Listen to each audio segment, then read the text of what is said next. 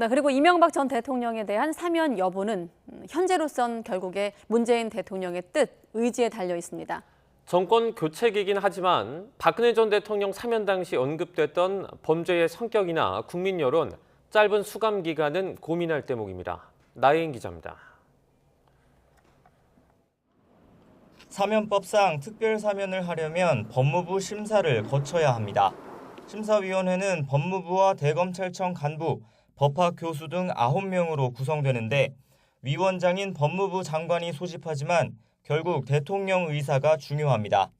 지난해 박근혜 전 대통령 사면도 박범계 장관이 문재인 대통령의 뜻을 받아 심사위원회 막판 안건으로 올렸고 사흘 뒤 발표했습니다. 이번 정부에서 이 전 대통령을 사면하는데 물리적 제약이나 절차상 걸림돌은 없다는 얘기입니다. 다만 그동안 이 전 대통령은 범죄의 성격이나 수감 기간 등을 놓고 볼 때 박 전 대통령과는 사안이 다르다고 평가받았습니다.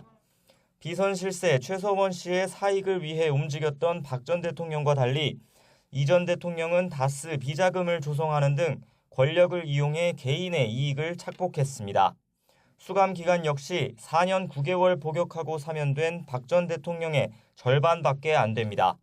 지난해 12월 두 전직 대통령의 사면 여부를 가른 요인이기도 합니다.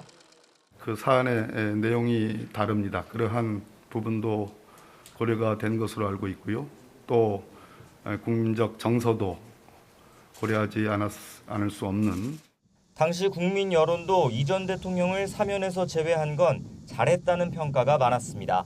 다만 석 달이 지난 지금 대선이 끝났고 정권 교체기라는 점은 달라진 변수입니다.